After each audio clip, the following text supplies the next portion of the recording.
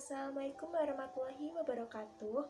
Perkenalkan, nama saya Syafina Karisma Damayanti, NIM 2019-12055 dari kelas 4A Pengauditan 1 akan menjelaskan tentang kasus Enror dan KAP Arthur Andersen. Apa itu perusahaan Enror? Enror merupakan perusahaan dari penggabungan antara Internode atau penyalur gas alam melalui pipa dengan Houston Natural Gas. Kedua perusahaan ini bergabung pada tahun 1985. Bisnis inti Enror bergerak dalam bidang industri energi.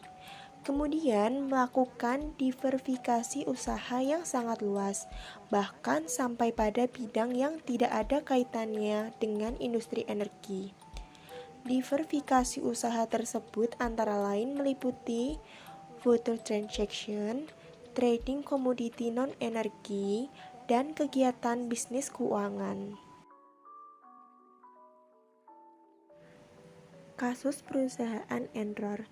Kasus perusahaan Enror mulai terungkap pada bulan Desember tahun 2001 dan terus menggelinding. Pada tahun 2002 berimplikasi sangat luas terhadap pasar keuangan global yang ditandai dengan menurunnya harga saham secara drastis berbagai bursa efek di belahan dunia, mulai dari Amerika, Eropa, sampai ke Asia.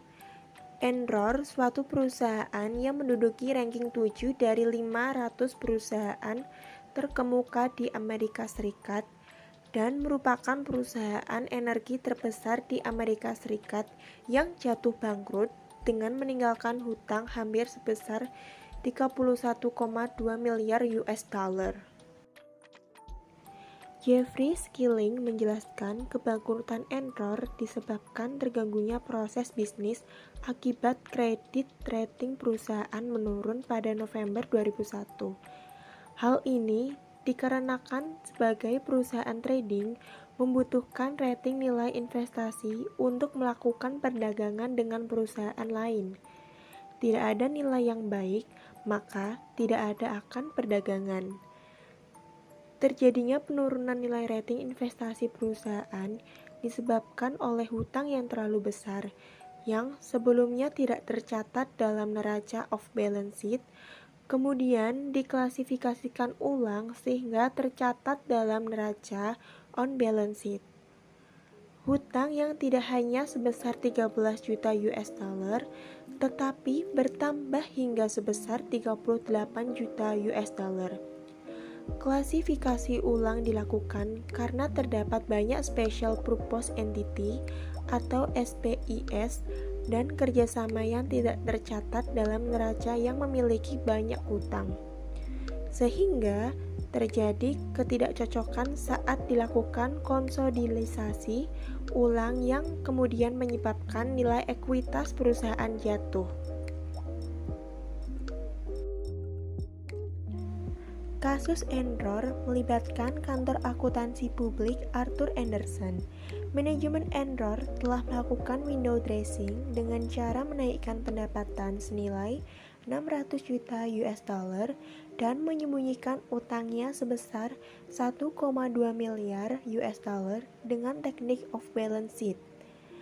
Auditor Enror, Arthur Andersen, kantor Houston dipersalahkan karena ikut membantu proses rekayasa laporan keuangan selama bertahun-tahun. Akhirnya, pada tahun yang singkat, Enror melakukan kebangkrutannya kepada otoritas pasar modal. Arthur Andersen juga dipersalahkan karena telah melakukan pemusnahan ribuan surat elektronik dan dokumen lainnya yang berhubungan dengan audit Enror. Perbuatan yang dilakukan oleh Arthur Andersen tidak sesuai dengan Generally Accepted Accounting Principles atau GAAP dan Generally Accepted Auditing Standard atau GAAS. Seharusnya Arthur Andersen bekerja dengan penuh kehati-hatian sehingga informasi keuangan yang telah diauditnya dapat dipercaya dan tidak mengandung keraguan-raguan. Kronologis, fakta, data, dan informasi dari berbagai sumber yang berkaitan dengan hancurnya Enror atau Decaable dapat dikemukakan sebagai berikut. Pertama, Board of Director atau Dewan Direktur, Direktur Eksekutif, dan Direktur Non-Eksekutif membiarkan kegiatan bisnis tertentu mengandung unsur konflik kepentingan yang mengizinkan terjadinya transaksi-transaksi berdasarkan informasi yang hanya bisa diakses oleh pihak dalam perusahaan atau insider trading, termasuk praktek akuntansi dan bisnis tidak sehat sebelum hal tersebut terungkap kepada publik. Kedua, Enror merupakan salah satu perusahaan besar pertama yang melakukan outsourcing secara total atas fungsi internal auditing perusahaan. Ketiga, pada tahun 2001, partner KAP Anderson melakukan evaluasi terhadap kemungkinan mempertahankan atau melepaskan Enror sebagai klien perusahaan. Mengingat resiko yang sangat tinggi berkaitan dengan praktek akuntansi dan bisnis Enror, dari hasil evaluasi diputuskan untuk tetap mempertahankan Enror sebagai klien KAP Anderson.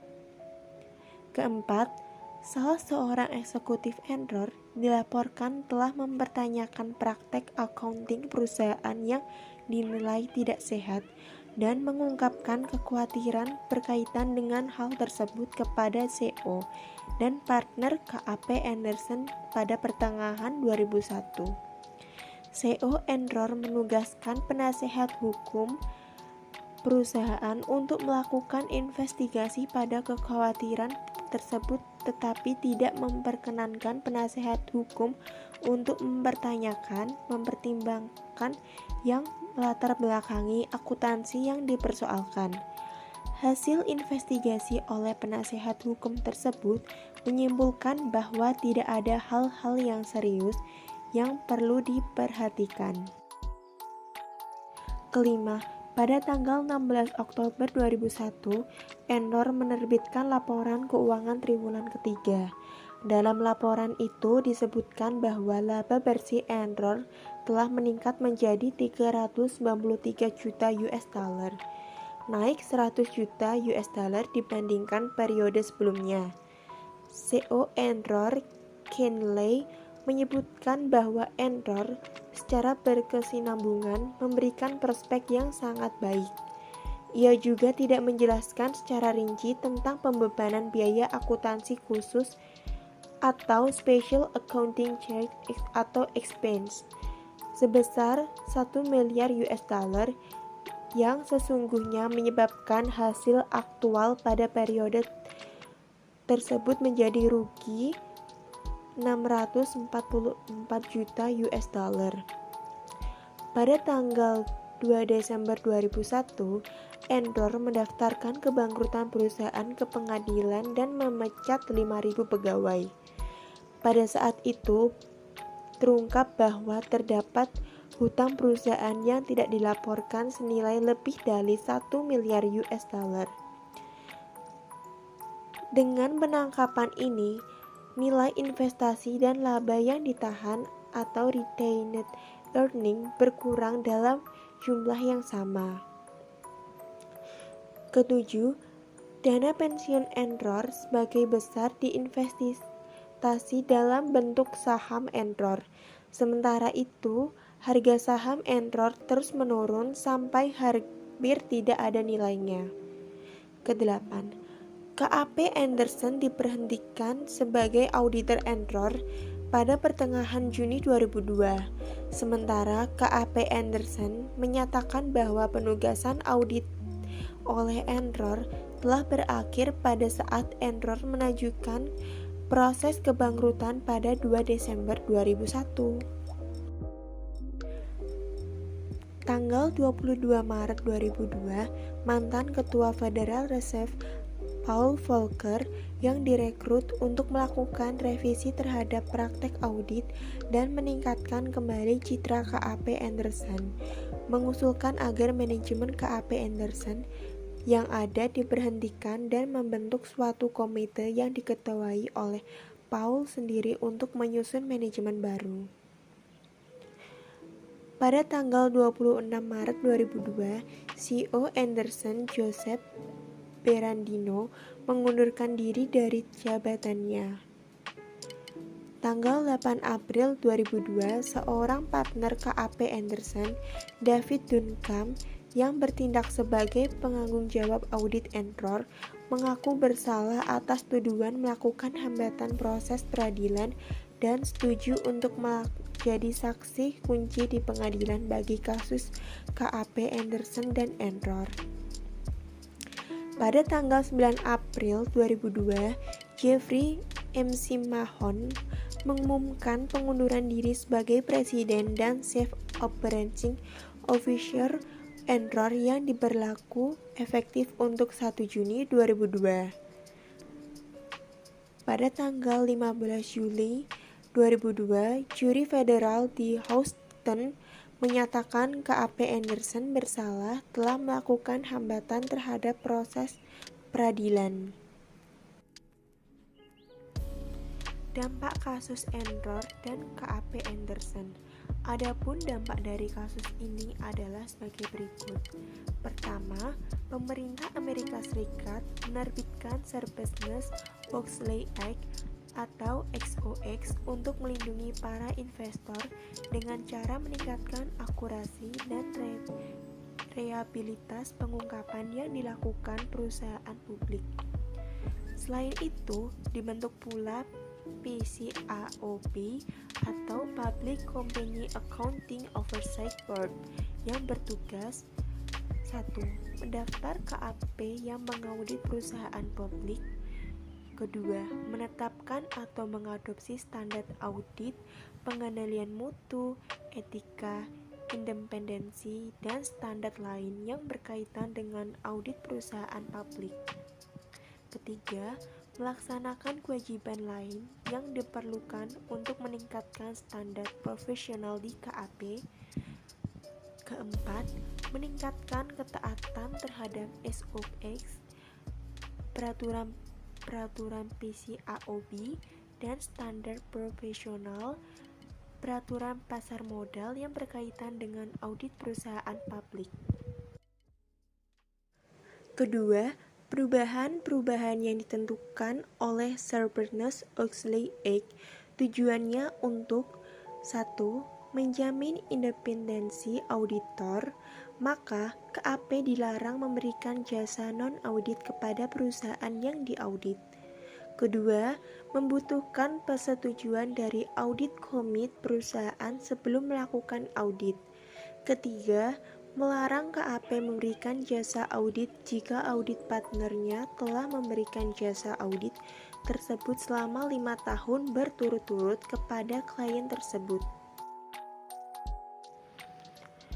Ketiga, XOX melarang pemusnahan atau manipulasi dokumen yang dapat menghalangi investigasi pemerintah kepada perusahaan yang menyatakan bangkrut. Selain itu, kini CEO dan CFO harus membuat surat pernyataan bahwa laporan keuangan yang mereka laporkan adalah sesuai dengan peraturan SEC dan semua informasi yang dilaporkan adalah wajar dan tidak ada kesalahan material. Keempat, AICPA dan The Big Five di KAP Amerika mendukung inisiatif reform yang melarang KAP untuk menawarkan jasa internal audit dan jasa konsultasi lainnya kepada perusahaan yang menjadi klien audit KAP yang bersangkutan.